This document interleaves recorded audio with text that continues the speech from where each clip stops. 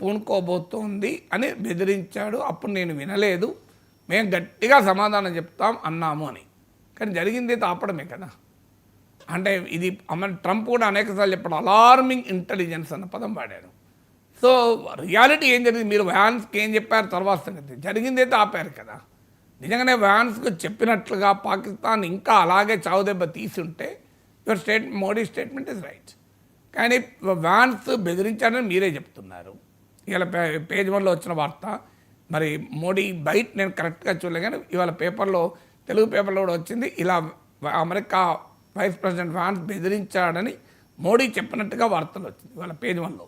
So అందువల్ల మీరు vans బెదిరిస్తే మోడీ ఏమన్నాడు, అంతు చూస్తాం దానికి సమాధానం చెప్తాం ఏదో అన్నాడు, బుల్లెట్కు మేము ఇంకా గట్టిగా సమాధానం చెప్తామని అన్నాడు అని. మే 9న అమెరికా ఉపాధ్యక్షుడు మాట్లాడారు, పాక్ భారీ దాడికి సిద్ధమవుతోందని బెదిరించారు, అంతకు అంతా బదులిస్తాము, బుల్లెట్కు శతఘ్నితో సమాధానం ఇస్తామని స్పష్టంగా చెప్పాను. ఇప్పుడు మే 9 తర్వాత ఎన్ని రోజులు జరిగింది యుద్ధం? ఆగిపోయింది కదా సార్. మరి అదే కదా ఇప్పుడు క్వశ్చన్. ఇప్పుడు మే 9 తర్వాత యుద్ధం ఎన్ని రోజులు, 10 రోజులు జరిగిందంటే నేను ఒప్పుకుంటా, బుల్లెట్కు శతఘ్నులతో సమాధానం చెప్పినట్టుగా అంగీకరించవచ్చు, అంతగా చెప్పినట్టు. ఇప్పుడు వ్యాన్స్ బెదిరించాక జరిగింది ఆగిపోయింది కదా, అదే క్వశ్చన్ కదా ఇప్పుడు. ఇప్పుడు క్వశ్చన్ అదే, మీరు నిజంగానే వ్యాన్స్తో చెప్పినట్టే చేస్తుంటే ఇబ్బంది ఏం లేదు కదా. ఇప్పుడు ఈ ప్రశ్నకు ఆన్సర్ చెప్పాలి కదా. మరి అమెరికా బెదిరించింది అని మోడీయే చెప్తున్నాడు, బెదిరించిన తర్వాత ఆపరేషన్ ఆగింది, ఇది నిజం. ఇప్పుడు ఎట్లా 2 సెంటెన్స్లు అయితే నిజం కదా, అమెరికా బెదిరించింది, ఆపరేషన్ సింధూర్ ఆగింది, ఇది తమ్నేల్ అయిపోయింది కదా. ఇప్పుడు దీనికే నాకు కాదని అనలేం కదా, ఈ 2 ఫ్యాక్ట్సే కదా. బెదిరించిందని ప్రైమ్ మినిస్టరే చెప్పాడు, ఆగిందనేది రియాలిటీ. మధ్యలో ఏంటి, అంతకంత సమాధానం చెప్తాం, బుల్లెట్కు శతఘ్నితో సమాధానం చెప్తాం అన్నాడు, కానీ వాస్తవంగా చెప్పలేదు కదా. సింధూర్ ఈజ్ స్టాప్డ్ కదా.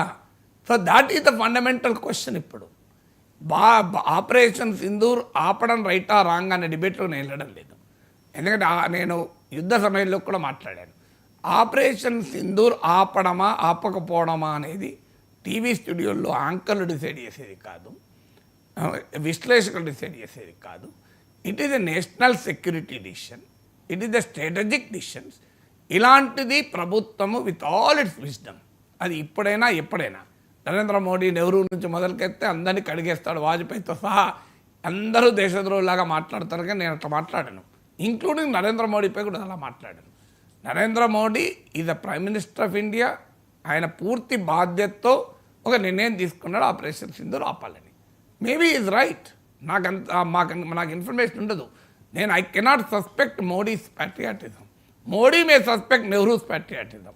నెహ్రూ దేశభక్తిని, లాల్ బహదూర్ శాస్త్రి దేశభక్తిని, ఇందిరాగాంధీ దేశభక్తిని, ఆఖరికి వాజ్పేయి సామర్థ్యాన్ని కూడా మోడీ అనుమానిస్తున్నాడు. 2014 తర్వాతనే భారతదేశం గట్టిగా ఉంది, అంతకుముందు ఎప్పుడు లేదంటున్నాడు ఆయన. కానీ నేను అలా అనను, వాళ్ళతో పాటు నరేంద్ర మోడీ సామర్థ్యాన్ని, దేశభక్తిని కూడా గౌరవిస్తాను. ఎందుకంటే మన ప్రైమ్ మినిస్టర్ మన దేశ ప్రయోజనాల కొరకే పనిచేస్తారు. అప్పుడున్న సమాచారం ప్రకారం ప్రభుత్వాలు నిర్ణయాలు తీసుకుంటాయి, వీ షుడ్ రెస్పెక్ట్ దాట్. కావాలంటే అనుమానాలు అడగచ్చు, కానీ నిందించకూడదు. అనుమానాలు వేయడం వేరు, నిందించడం వేరు. కానీ ఎప్పుడైతే ఆపరేషన్ సింధూర్ మీరు ఆపడం మేబీ రైట్ డిసిషన్. అది భారతదేశ స్ట్రాటజిక్ అటానమీతో జరిగిందా అంటే వ్యూహాత్మక స్వయం ప్రతిపత్తితో ఇండియా ఆ నిర్ణయం తీసుకుంటే తప్పలేదు. అంటే with all our own calculations as ఈ మిలిటరీ ఆపరేషన్ మనము రాజ్నాథ్ సింగ్ చెప్పాడుగా, రాజకీయ మిలిటరీ లక్ష్యాలను సాధించాక ఆపాము అని. ఇలా మన దేశ రాజకీయ మిలిటరీ లక్ష్యాలు సాధించాక మన వ్యూహాత్మక స్వయం ప్రతిపత్తితో, స్ట్రాటజిక్ అటానమీతో ఆపి ఉంటే ఎలాంటి అభ్యంతరం లేదు. నరేంద్ర మోడీ దేశ హితం కొరకే ఆపాడు. కానీ వ్యాన్స్ బెదిరిస్తే ఆగితే, అమెరికా బెదిరిస్తే అది మాత్రం ఆందోళనకరం. అందువల్ల అక్కడే క్వశ్చన్. ఇప్పుడు నిన్న ప్రైమ్ మినిస్టర్ చెప్పిన దాంట్లో ఆయనే అంటున్నాడు 9న బెదిరించాడని, కానీ తర్వాత ఆగిపోయింది. 10 నాడు ఎప్పుడు ఆగిపోయింది, 10th 11th ఆగిపోయింది. మీకు హార్డ్లీ ఫ్యూ అవర్స్ తర్వాత జరిగింది, దాదాపు ఆగిపోయింది కదా. మరి అదే ఇప్పుడు మిస్టరీ, ద ఇంట్రిగింగ్ క్వశ్చన్ అదే. అమెరికా నుంచి అధినేతల నుంచి ఫోన్లు వచ్చాక మనము ఆపరేషన్ సింధూర్ ఆగిపోయింది. ఇది భారతదేశ స్వయం నిర్ణయమా, అమెరికా ఒత్తిడితో తీసుకున్న నిర్ణయమా? ట్రంప్ ఊరంతా చాడుతున్నాడు, నిన్నటికి 30 సార్లు అనుకుంటా, నేనే ఒత్తిడి చేశాను, అది కూడా ట్రేడ్ ఆపుతానని బెదిరిస్తే ఆగింది అని. అక్కడ ఆందోళనకరం. ఇప్పటికీ ఆ ప్రశ్నకు ఆన్సర్ లేదు. నిన్న ఇన్ని గంటలు మాట్లాడినాక ప్రైమ్ మినిస్టర్ చాలాసేపు మాట్లాడు, ఆన్సర్ లేదు కదా దీనికి. Is it our strategic decision or is it taken under US pressure? దీనికి ఎక్కడ ఆన్సర్ ఉంది? ఆన్సర్ రాలేదు కదా. ఫ్యాక్ట్స్ మీకు మళ్ళీ మళ్ళీ చెప్పేది. మే 9 నాతో అమెరికా వైస్ ప్రెసిడెంట్ మాట్లాడాడు, బెదిరించాడు అన్నాడు. జరిగింది మే 9 తర్వాత యుద్ధం ఆగిపోయింది. నేను సమాధానం చెప్పాడు, అంతకంత చేస్తాం, బుల్లెట్కు శతఘ్నులు చెప్తే కాలే కదా. దానికి ఆన్సర్ మోడీ చెప్పాలి కదా. ఆపరేషన్ సింధూర్ విషయంలో మెజారిటీ దేశాలు భారత్కు బాసటగా నిలిచాయి అని కూడా ప్రకటించారు కదా సార్ మోదీ. వాస్తవానికి పాకిస్తాన్కి తుర్కీయే, అజర్బైజాన్ లాంటి దేశాలు సపోర్ట్ చేస్తే పహల్గామ్ దాడిని మాత్రమే ప్రపంచ దేశాలు ఖండించాయి. వాస్తవంగా భారత్కి బాసటగా నిలిచాయా సార్ దేశాలు? మీరు అనేది నిజం, అది కరెక్ట్. అది మీరు అజర్బైజాన్, తుర్కీ కాదు, అసలు చైనాను మర్చిపోయారు. అసలు చైనా అత్యధికంగా పాకిస్తాన్కి అండగా నిలిచింది. భారతదేశానికి బాసటగా నిలవడం అంటే ఏంటి? How do you define it? మేము డిఫైన్ చేయాలి. ఒకటి మిలిటరీ సపోర్ట్. మనం ఎవరిని అడిగినామా, అడగలేదు, వాళ్ళు ఇవ్వలేదు, పక్క పెడదాం. డిప్లొమాటిక్గా మనకు ఎవరు సపోర్ట్ చేశారు? మనకు చైనా ఎలాగో సపోర్ట్ చేయదు. రష్యా గత సోవియట్ యూనియన్ లాగా మనకు సపోర్ట్ చేసిందా? 1971లో నిన్న రాహుల్ గాంధీ కూడా ప్రస్తావించాడు, అమెరికా 7th ఫ్లీట్ అంటే సప్తమ నౌకాదళం అంటారు, కొన్ని వందల యుద్ధ విమానాలతో కూడిన యుద్ధ నౌకను ఇండియన్ ఓషన్లోకి దించితే ఇండియా భయపడలే, ఇందిరాగాంధీ వెనకాడలే. ప్రెసిడెంట్ నిక్సన్కు సూటిగా చెప్పింది, మీరు ఏమి చేసినా మేమేం చేయాలో చేస్తామన్నారు. అన్నట్టే బంగ్లాదేశ్ ఏర్పడింది. 90,000 పాకిస్తాన్ సైనికులు లొంగిపోయారు. ఇప్పుడు prime minister BJP Modi, Rajnath Singh, Amit Shah, Jaishankar చెప్తున్నారు, పాకిస్తాన్ కాళ్ళ బేరానికి వచ్చింది, బహుత్ మారా బస్ కరో అన్నది అని. ఎక్కడ సంతకం పెట్టారు సరెండర్ అవుతుంది చెప్పండి నాకు. ఎక్కడన్నా పాకిస్తాన్ ఒక్కడన్నా సైన్ చేశాడా? ఒక్క స్టేట్మెంట్ నుండి ఇచ్చారా మేము లొంగిపోతున్నామని? మన డీజీఎంఓతో వాళ్ళ డీజీఎంఓ, పాకిస్తాన్ డీజీఎంఓ చెప్పాడని ప్రైమ్ మినిస్టర్ చెప్తాడు. కానీ ఆ డీజీఎంఓ పాకిస్తాన్ ఏం చెప్తోంది? అసలు మేమే గెలిచామని చెప్తోంది. కానీ ఇందుకు భిన్నంగా 1971లో పాకిస్తాన్ 2 ముక్కలైంది కదా. దానికన్నా ఇది ఎక్కువనా, అది ఎక్కువనా? ఇప్పుడు విచిత్రం ఏదైనా 1970 కన్నా గొప్ప విజయం అని చెప్పేవారికి కదా సమస్య వచ్చేది. లేకపోతే డెఫినెట్గా ఆపరేషన్ సింధూర్లో మన మిలిటరీ, మన ఎయిర్ ఫోర్స్ అద్భుతమైన సాహసాన్ని చూపింది, బ్రహ్మాండమైన విజయాన్ని సాధించింది, ఎవరికి డిస్ప్యూట్ లేదు. అది ఈ salute our Indian arm forces. కానీ మీరు 71లో 90,000 మంది పాకిస్తాన్ సైనికులు లొంగిపోతే, పాకిస్తాన్ 2 ముక్కలైతే, ఇప్పుడు అంతకన్నా గొప్పగా బస్ కరో బహుత్ మారే అంటే బస్ కరే క్యో బస్ కర్తే బహుత్ మారనానే ఆప్కో అడ్రస్ నైతే అని చెప్పాలి కదా. ఆపండి, ఆపం, నీ అంతు చూస్తాం. ఇప్పుడు మోడీయే చెప్పాడు కదా, వైస్ ప్రెసిడెంట్ అడిగితే ఆపని మేము, వాడు బుల్లెట్ ఎత్తే శతఘ్నుతో కొడతామని. మరి మీరు అదే పని చేయాలి కదా అంటున్నా నేను. సో అందువల్ల ఎవరు సపోర్ట్ చేశారు? ఇజ్రాయిల్ ఒకటి సపోర్ట్ చేసింది మనకు. తర్వాత తైవాన్ను భారతదేశంలో ఒక దేశంగానే గుర్తించదు. ఈవెన్ టుడే ఇండియాస్ పాలసీ ఇది వన్ చైనా పాలసీ. బీజేపీ నాయకులు బయట చెప్తారు తప్ప తైవాన్, టిబెట్లను చైనాలో భాగమనే మోడీ ప్రభుత్వం అఫీషియల్ వర్షన్. నాకు కాదని చెప్పండి. ఈ మధ్య నేను రామ్ మాధవ్ను ఫారిన్ పాలసీ ఇంటర్వ్యూ చేసినప్పుడు అడిగాను, ఆయన ఈ యాక్సెప్టెడ్, నిజమే వన్ చైనా పాలసీ మేము కట్టుబడి ఉన్నామన్నాడు. టిబెట్ను మనం చైనా కబ్జా చేసిందని పొలిటికల్గా మాట్లాడతారు. రామ్ మాధవ్ కూడా నా ఇంటర్వ్యూలో చెప్పాడు, చైనా టిబెట్ కబ్జా చేసిందంటే వెంటనే అడిగాను, కరెక్టే, మరి ఎందుకు మనం టిబెట్ను వేరే దేశంగా గుర్తించమన్నా? టిబెట్ చైనాలో భాగంగానే గుర్తిస్తాం కదా. అంటే అఫీషియల్ అయినేమో చైనాలో టిబెట్ భాగం, పొలిటికల్ అయినేమో చైనా టిబెట్ కబ్జా చేసింది, అఫీషియల్ అయినేమో తైవాన్ చైనాలో భాగం. తైవాన్ ఒక దేశం సపోర్ట్ చేసిందంటారు, ఎట్లా కరెక్ట్ అవుతుందండి ఇది? సో అందువల్ల ఎవరు అమెరికా సపోర్ట్ చేసిందా? యూరప్ మాట్లాడిందా? అసలు యునైటెడ్ నేషన్స్లో కౌంటర్ టెర్రరిజం వైస్ చైర్గా జరిగింది కదా.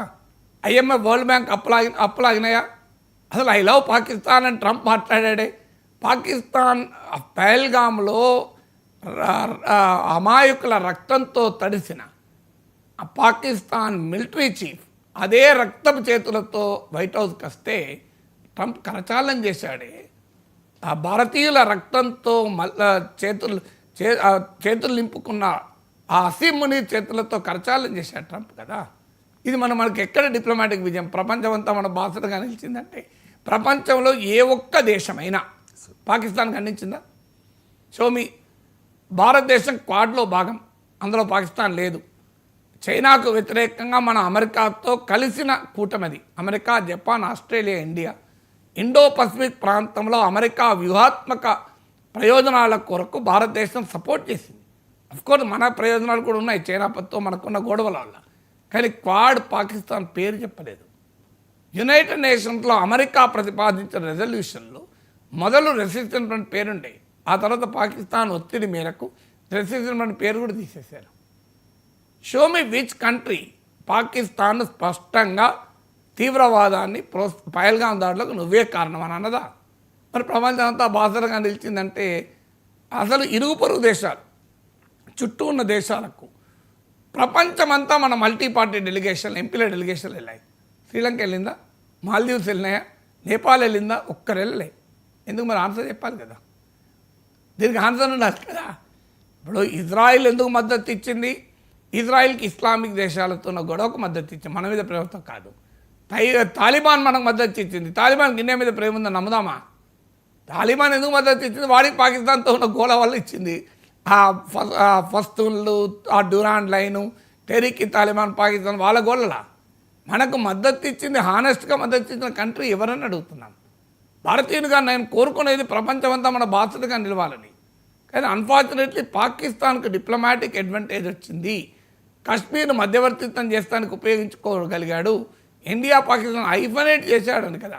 అంటే బ్యాటిల్ ఫీల్డ్లో, యుద్ధ భూమిలో మన సైనిక బలగాలు అపూర్వమైన సాహసాన్ని చూపి అద్భుతమైన విజయాన్ని సాధిస్తే అది డిప్లొమసీలో ఆ విజయం కనబడలేదు కదా అనేదే క్వశ్చన్ తప్ప సైన్యం సత్తాన్ని ఎవరు ప్రశ్నిస్తున్నారు? సైన్యం అద్భుతమైన విజయం సాధించింది. అంత అద్భుతమైన విజయం సాధించా కూడా మీరు అర్ధాంతరంగా ఆపరేషన్ సింధూర్ ఎందుకు ఆపారనేదే క్వశ్చన్ కదా. ఆ క్వశ్చన్కి ఇప్పటివరకు ఆన్సర్ లేదు కదా.